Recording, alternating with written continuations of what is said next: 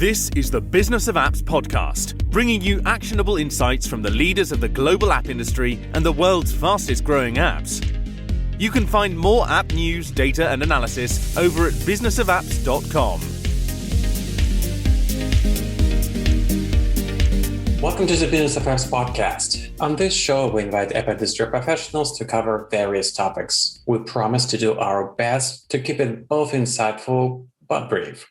On this episode, we have Oliver Yonchev, Marketing Director at Social Chain. Oliver, welcome to the Business of Apps podcast. Hey, pleasure to be here. Terrific. Thank you for coming. Okay, so what makes things tick? You may be asking this question every once in a while about a lot of things in your life, or at least curious folks among us, and I'm sure you're one of them, right? So have you been wondering lately what makes TikTok tick? How the most successful Instagram and YouTube rival makes its magic?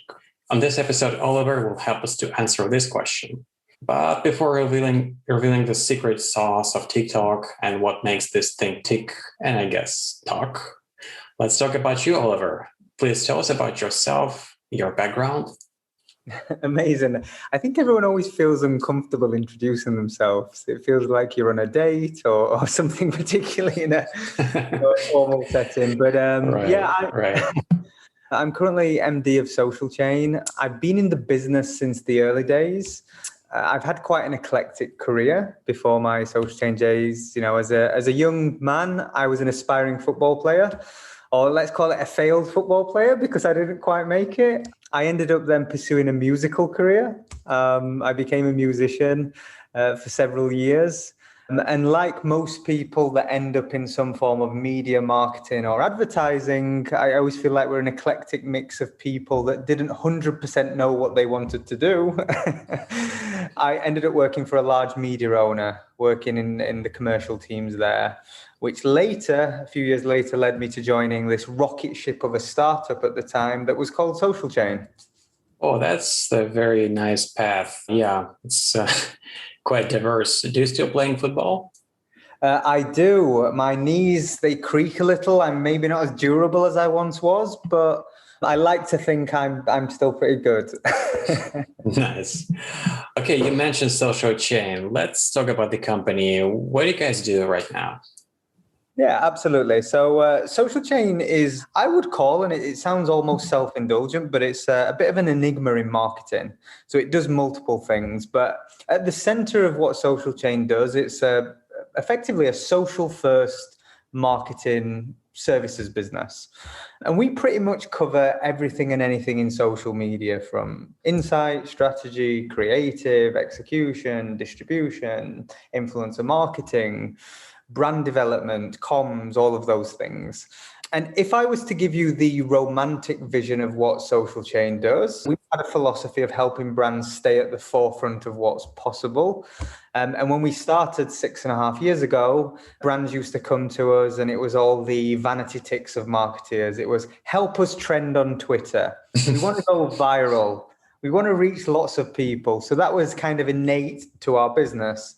I suppose if you fast track to today, for me, keeping brands at the forefront of what's possible is really about helping unpick social media, find opportunities and develop impactful strategies that really anchor to business goals. It's not just about, reaching lots of people, getting lots of likes, lots of followers. It's really about delivering results. And that's where I would say our specialism is today. Spending 6 years in business, do you see kind of a progression? Do people still ask this kind of a naive questions, or they kind of progressed in their understanding what is social media? Have they evolved? I guess this is what I'm asking. Yeah, great question. I think I would say the honest answer is people still like the magic that is virality. This idea that you can create something, not pay a lot of money and reach tens of millions of people is always going to be attractive, right? So look, the question still is posed, but I think there's an acknowledgement that going viral, trending is not a strategy. That is a consequence of fortune, doing the right things and having good values and great work. You can't predict it. you can set yourself up for success and do the right things. So Mhm. luck works with you and not against you, but ultimately people are more aware today of what they can and can't do. But we still get the question, help us go viral. That's very common. Nice. Okay, let's switch to TikTok. And I guess a good starting point would be to tell people, how does TikTok look like in numbers today? How many folks are using this app on the planet? For how long do they use the app daily? Kind of a demographics thumbnail sketch. Yeah, absolutely. So TikTok, formerly Musically, a ByteDance product, is a real monster. You know, we didn't think we would see a day where Facebook owning WhatsApp and Instagram would see a real rival. You know, it didn't feel possible in their dominance. But TikTok came along and said, hold my beer, we're coming, right? So They TikTok haven't today, purchased it. absolutely. And TikTok today, well, in terms of scale, and I mean it's a monster, it's been downloaded over 2 billion times globally. We have a population of 7 billion people, so you kind of see the economics. What's really impressive, there are over 1 billion active users globally. I think it sits about 1.2 billion or somewhere in that region. In the Daily or monthly? Active users monthly. The 100 million plus of those are in the United States. So again, proportionately, you're reaching about a third of the, certainly more than a third of the adult population. Yeah. In the US. But what is most impressive for me is this statistic that is the average user, not the crazy user. The average user spends 52 minutes a day on the app. The depth and consumption habits is astronomical. That's not young people. Young people are about 15 to 20 minutes more. So on average. So you get to see as a UX, as a product, call it, sinister. It's addictive, right? People spend a lot of time on TikTok. Yeah, that's for sure. I guess teens have more free time on their hands, just spend more time on the app. Grown adults, they have to run for their jobs at some point. They just have to drop their app. They just don't have a luxury to spend that much time as kids do. Let's talk a little bit about the current state of affairs between brands and TikTok. So what brands do you see using platform most? Which ones are kind of tiptoeing? And what brands do you believe can absolutely benefit, but it's not on their radar? Yeah, it's really interesting, right? Because you kind of said that in the pretext to that question is it's a lot of young people. Absolutely, there's a lot of young people on the app, but it's actually one of the big misconceptions. If you look at the demographic data in terms of emergence, if you're under 45, there is a reasonable, and under 45 isn't by no means old, but 85% of users are between 25 or over 25 years old.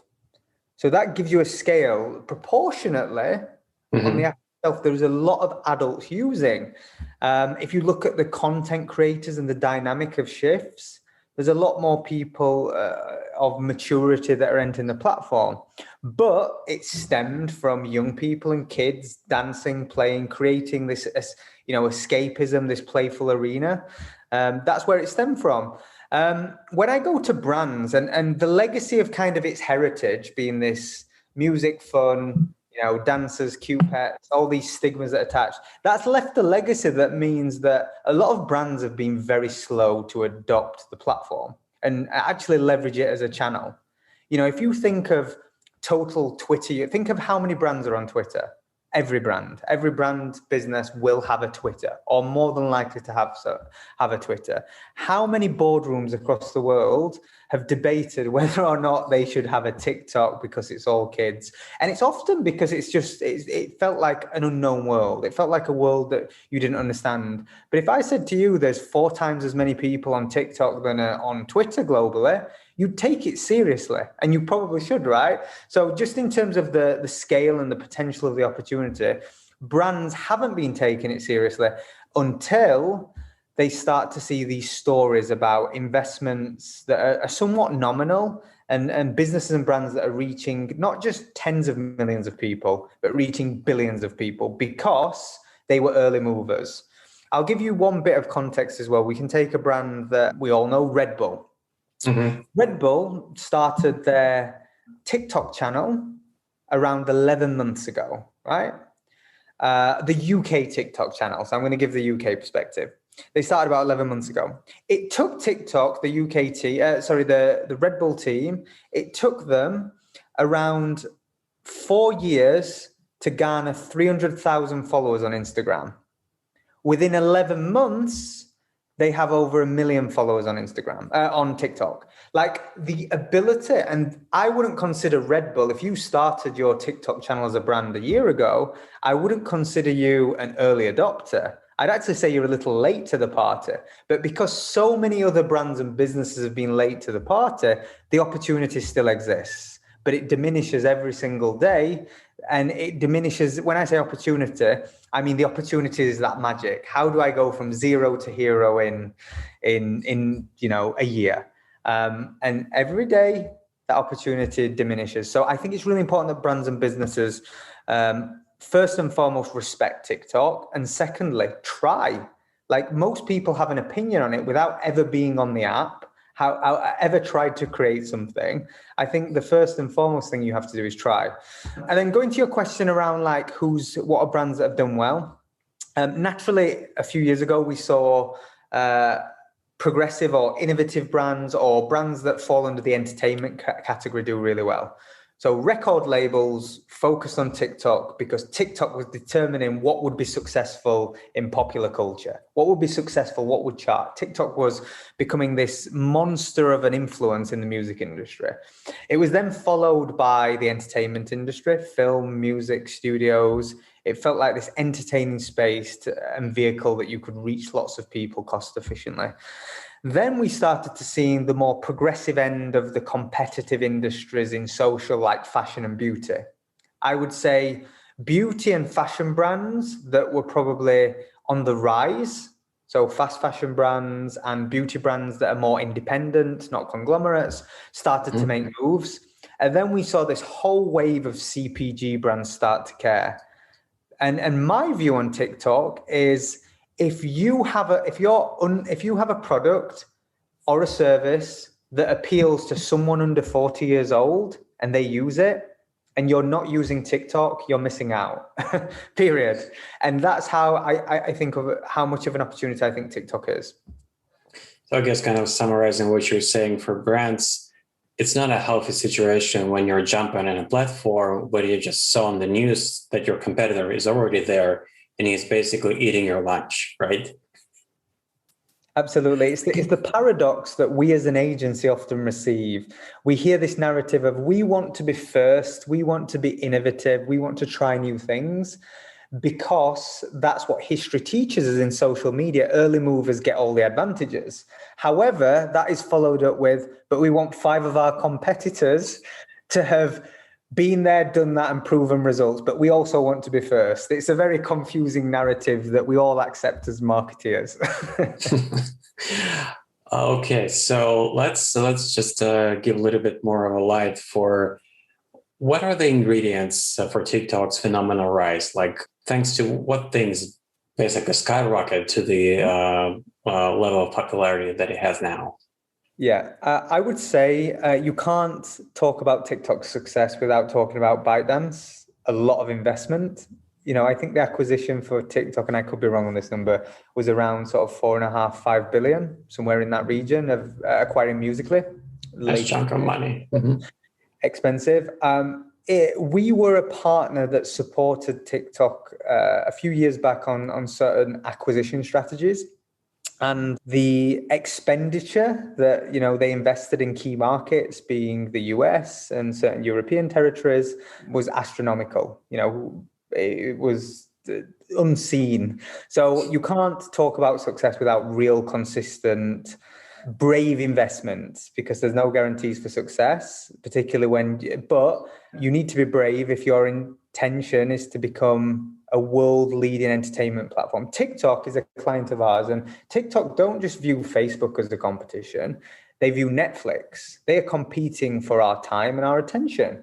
They view every media property in the world as competition, or anything that produces content, right, is in theory, competition to TikTok. So you have to first and foremost say investment. And then I would say the three things that led to their success that they got right where others failed was they saw other channels as channels, not competition in their marketing efforts. And what I mean by that is if you go onto TikTok in 2 clicks, you can share a watermarked video that you created on TikTok all over social channels. Whereas if you try and do that in any other ecosystem, particularly it's changed, but it's quite difficult to share outside of the ecosystem. Everybody tries to create. You're often penalized for sharing links that leave platforms on many apps. What TikTok did is they created this amazing, basically video studio at the hands of anybody that anybody can use, that's consistently evolving, that's super intuitive. They put that in the hands of people and they said, create things and we will let you share it anywhere. We don't care. We're not precious about where it's shared. So what you started to see was TikTok's being flooded all over the internet.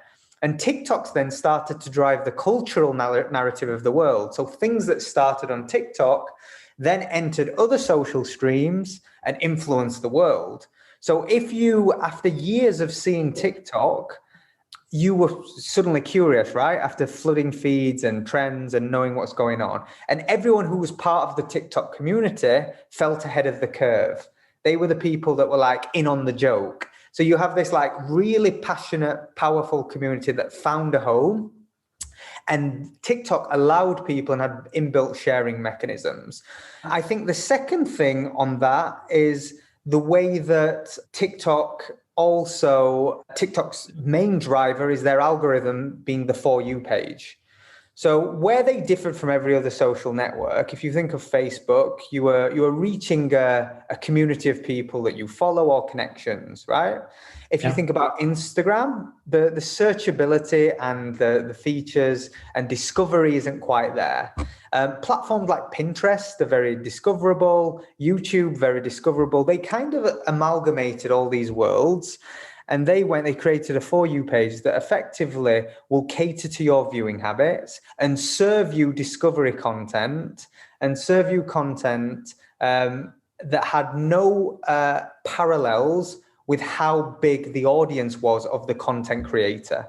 So you could go as a young person, you could create something that share that to 100 people, and the For You page would essentially power that, and it was possible that you could reach millions of people.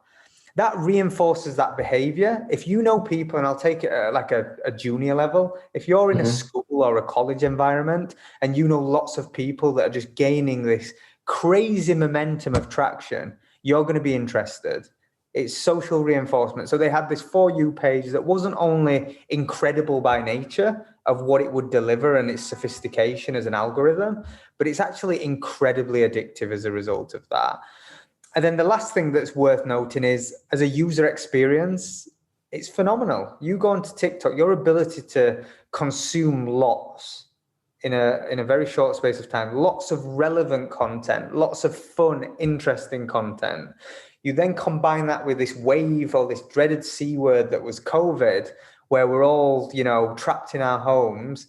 And that just supercharges. You have this playful, entertaining, escapist arena where we all have a little more time on our hands.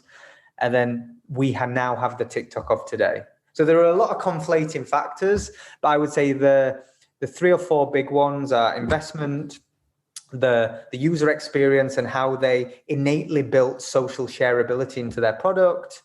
The algorithm that is the For You page was unique, powerful, incredibly effective. And then they were a benefactor of COVID, like other social platforms, Twitch, also another benefactor of COVID, and many others. You've mentioned that TikTok is one of the big players that are competing for our attention. And I've recalled this quote by CEO of Netflix. He once said that we have only a few competitors: YouTube, Facebook, and sleep. So I guess right now TikTok is number 4. Okay, so let's talk about myths about TikTok. Let's dismantle a few. Let's bust them. What are the myths about TikTok right now? One of them we discussed earlier. I'm going to give you three because I think three is super important. It's all kids. It's all kids is a myth. As I said, 85% of the users or 83%, it's somewhere in that region of users are above 25 years old. Like the predominant audience is between 25 and 45, the lion's share. If you go into some markets, that increases. And what you've seen during COVID as well is there's real clear parallels between people that have families. So if you have children, the more children you have in your household, the more likely you are as a parent to be on TikTok, as you can imagine. Right. The kids bring that into the house, you're curious, and then you learn to really like TikTok. And it's the antithesis, if you think about it, it's the antithesis of Instagram, where you've got filtered faces and vanity and at the front and center of what they do. TikTok's like real people showing real things, trying to entertain, and it's really varied. So first and foremost, it's not all young people. That's a myth that is holding brands that may service mature audiences or adult audiences from going on platform. And I think that's a falsehood. The second myth, I would say, is it's all dancing and cute pets and music. There are a lot of dancing. There is a lot of dancing. There is a lot of silliness and cute pets. They are adorable. There is lots of them. But it doesn't end there. You wouldn't believe the amount of immersive worlds or rabbit holes that you can find yourself in. If you have an interest in plants, there is a whole world called Plant TikTok. If you're interested in entrepreneurship, there's a whole world about entrepreneurship. If you're interested in building a career, there is a whole world of creators that are telling you about careers. If you're into pottery, there is a whole world of pottery. Like if you're into ASMR, I can just go on for days. Whatever you are into, there isn't a product or service that isn't relevant in some way on TikTok. So that is a really harmful narrative that is created. It's all dancing and music. Dancing and music powers the platform and takes a lion's share of the content. But as a partner that works with TikTok, they're working really hard to dispel some of these narratives that exist. And they're making really big investments in supporting a diverse array of creators from all backgrounds, all interest types and such. And then my final, I suppose, myth that I think people have is that how can a 10-second to 1-minute video be any value to a business or a brand? And that, to me, if we look at the data tells us you may be watching 10-second to 1-minute videos, but you're probably watching them for an hour a day, right? So in that context, short form content, and it's actually, there's a really interesting TED talk from a comedian called Andrew Schulz, and he's somewhat of a controversial character. He's had a real meteoric rise, very willing to speak his mind, and in the context of comedy, no territory is off limits. He's like, very focused in that arena. And his TED Talk is interesting because he talks about his emergence into the world of comedy. And the world said, for you to be a comedian, you have to have a comedy special. You need to create it that it's an hour long. It needs to do X, Y, and Z. But Andrew looked at the world and said, but everyone's viewing, 1-minute videos. People are spending 8 minutes on a YouTube video. They're doing this. So why are comedy sets and why are we producing content for 1 hour? So what he did is he took his material and basically shortened it, made it relevant for YouTube, took away the barriers of this cycle that was and produced a lot more of it, which is hard to do in a comedic sense because it takes time to craft stories and pull material. But he got good at the craft of creating lots of material and built a content engine that meant he was producing lots of these 3 to 8 minute videos. And what he found is the average fan on his YouTube channel was watching 2.5 hours of content within his ecosystem of 3 to 8 minute videos, way more than the average person watching a comedy special for up to 1 hour. Because in speaking to people, what Andrew learned is that, I've watched X person's comedy special on Netflix, but I didn't see it all. I saw the first half. That was a really repeated narrative. So this idea that you can't make short form content intrinsically valuable to you is another falsehood and I think it stems from a bit of ego as marketeers. We can look at It's like you can look at a meme and say a meme, it's, you know, it's this childish thing. A meme is the language of the internet. And if Wall Street bets can teach you anything, that the fringe of the internet and memes can ultimately influence and take down big institutions, right? There's like this whole debate. So that to me is a harmful narrative, that content on TikTok is trivial and short form doesn't work. So they're my three. It's not all young people. It's not all, you know, cute animals and dancing and those things. And I think short form content can be really valuable, despite many of us having a perception that it's not. Got you. Okay. I hope at this point we've managed to convince some of the skeptics among our audience that TikTok can actually work for them. Now let's give them some tips for how to make it right. The good stuff. Okay, the actionable advice. Yeah. First and foremost, use TikTok. And there's two reasons for saying this. I mentioned the For You page. The For You page is heavily influenced and directed by your initial behaviors. So you will discover things based on your interests.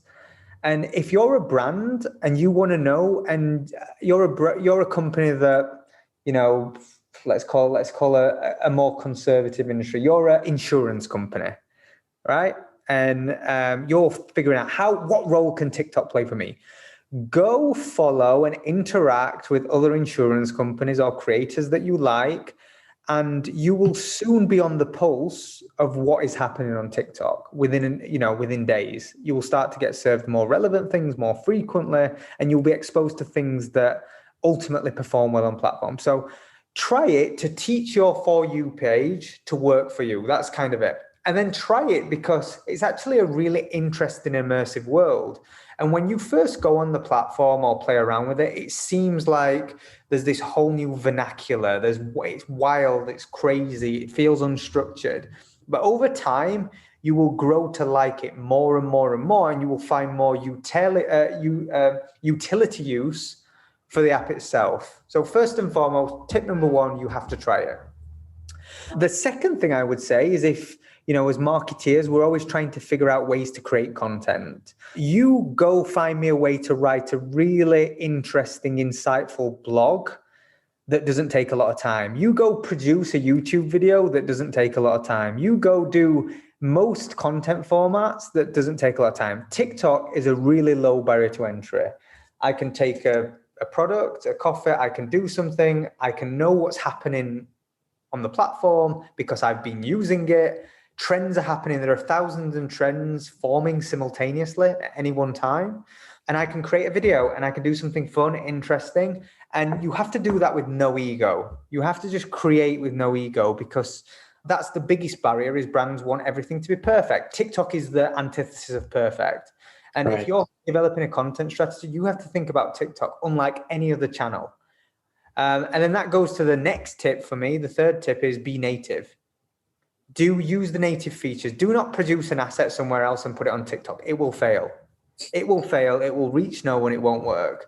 If you are a coffee brand and you put a trending track behind this and you do something fun, and one of the features and the editing suites is working with this, and you do that, it'll probably work way better than your $15,000 production that you've made as a corporate video. So that's the reality of TikTok. And the job of TikTok is to serve a business need. And if your business need is reaching more people, cultivating an audience, building community, TikTok is the place to be. And last tip that I think is really actionable, or maybe two, I will say always put people over product. And what I mean by that is product is a secondary, people have to come first. It's a people first platform. There are other platforms, take Pinterest, take Instagram, where product can work perfectly well. Facebook also as well. But TikTok is not that. Always put the people front and center and the personality that supports that. And last thing I say, try and be intentional. Be intentional with what you do. As in, don't try and do everything, because there are thousands of trends happening at any one time. So if you're trying to join them or contribute, be intentional. Find out what's your voice, what you should speak on and what you shouldn't. But underpinning all of this is just create. Do not be afraid to post lots of videos a day.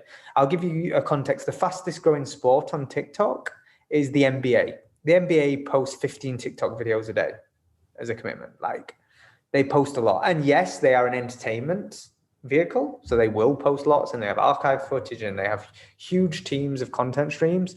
But that gives you an idea that, you know, if you produce 15 things, one of them might go to the moon, 14 of them might not.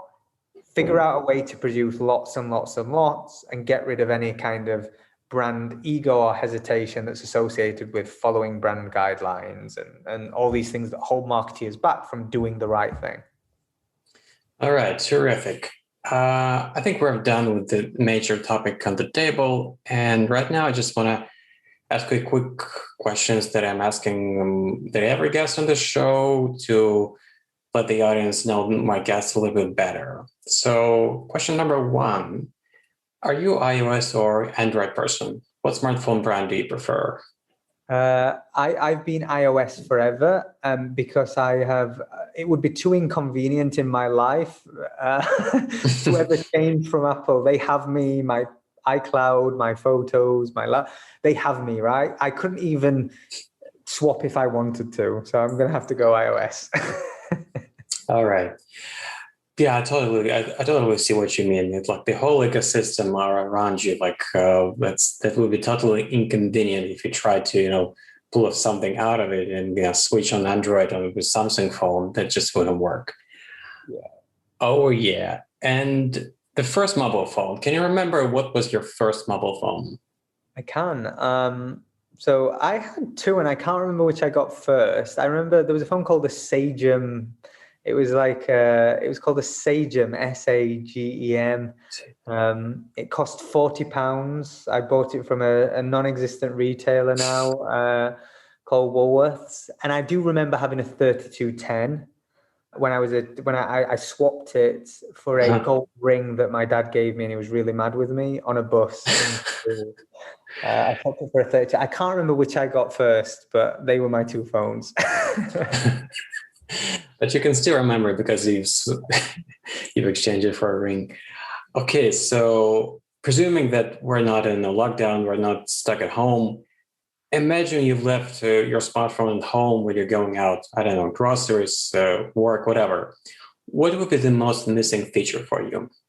Two things in work. I'm going to say my diary, and I live by my diary and my email. I'm the person, I once said to my girlfriend impulsively while I was working, she asked me to do something, and I said, can you email me? Because that's like actually, and that didn't go down well at all, as you can imagine.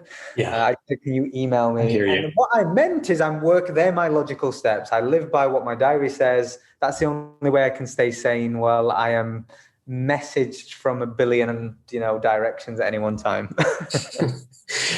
Got it.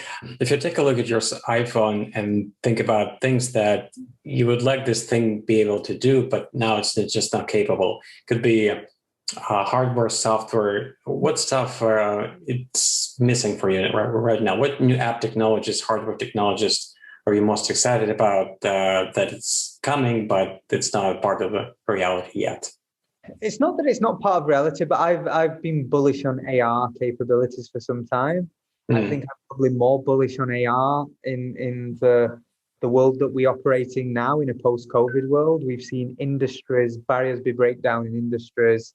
We've seen 10 years of progressive innovation and development happen overnight, mass adoption and technologies.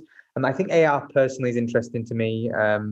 This idea, particularly in the world of commerce, the ability to, I think we've seen businesses like IKEA catalog, right? Take real progressive steps for some time, because it was the technology and their ability. They found a real easy user case while the technology was more rudimentary at scale.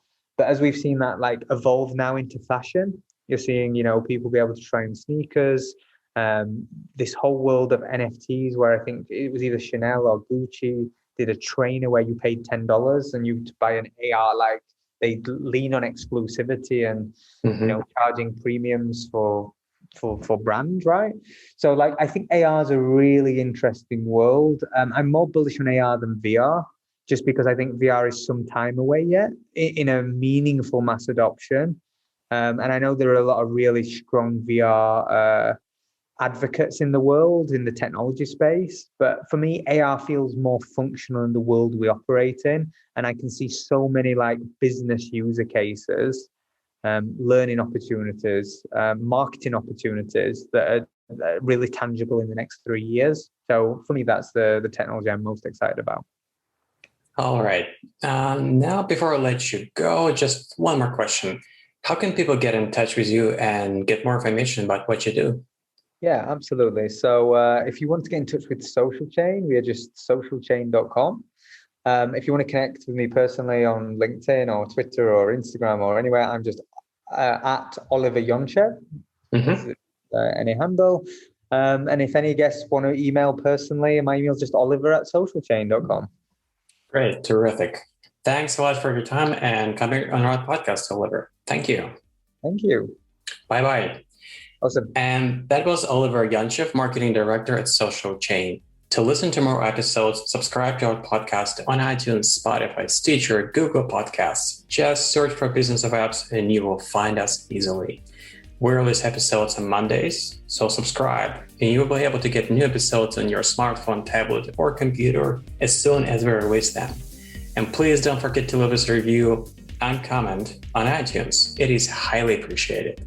And all episodes will also be available on businessofapps.com. Thank you for listening. See you next week. Bye. Thank you for listening to the Business of Apps podcast. For more, head on over to businessofapps.com.